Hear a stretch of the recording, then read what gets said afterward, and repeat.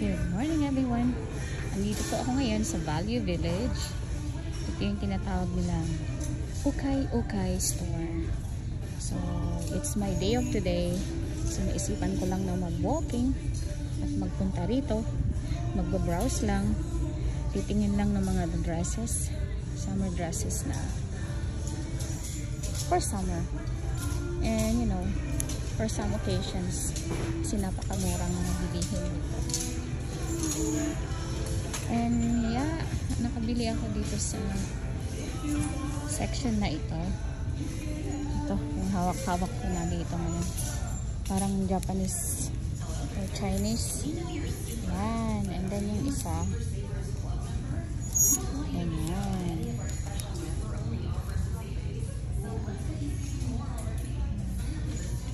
Yung mga dresses dito, napakaganda. Marami kang pagpipilian.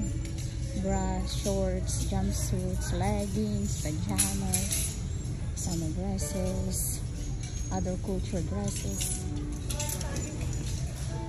And, yeah.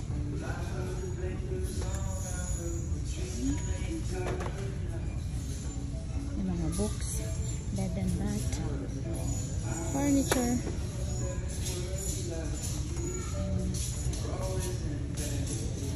Sila ng housewares. Maganda. Pero ayaw ko na kasi nagbibili ng maraming abubot sa bahay. Kung ano lang yung kailangan, that's it. Dahil you cannot use everything naman kapag bibili ka ng mga small stuff. Ilalagay sa kitchen. Andun lang naka-display.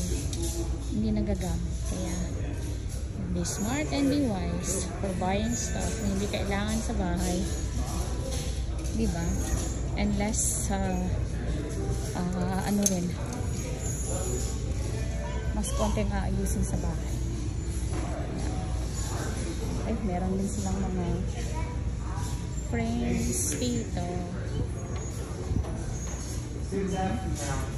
Ayan, mga bigang salamin, magandang mga paintings nasasabit sa wall.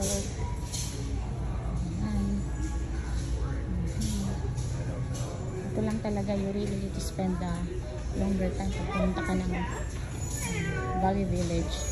Ukay-ukay o kaya sa thrifty store para mapili mo kung ano talaga yung gusto mo. So, dinami-dami naman kasi ng mga binibenta or tinitinda dito sa Value Village. Value V! Mga basket. Maganda. Actually, yung mga iba may tag pa. So, napakamura lang. Punta naman tayo dun sa section.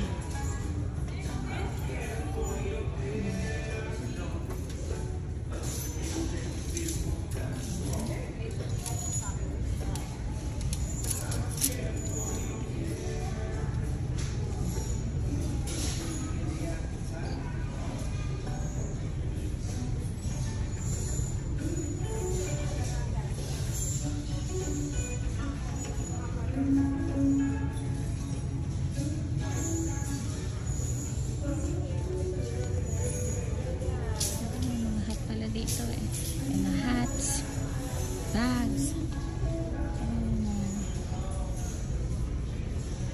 mga bags din sila dito, shoes, yan, for kids and men section. Ito mga bags nila. Mahilig din ba kayo mag ukay-ukay? Hindi ba dyan relate?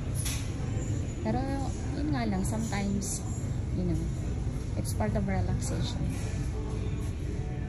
Ay, may mga jewelry din po sila dito.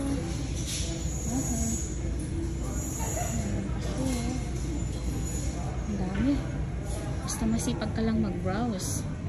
Magtingin-tingin, makakakuha ka ng mga signature at magagandang quality ng kanilang mga benta dito.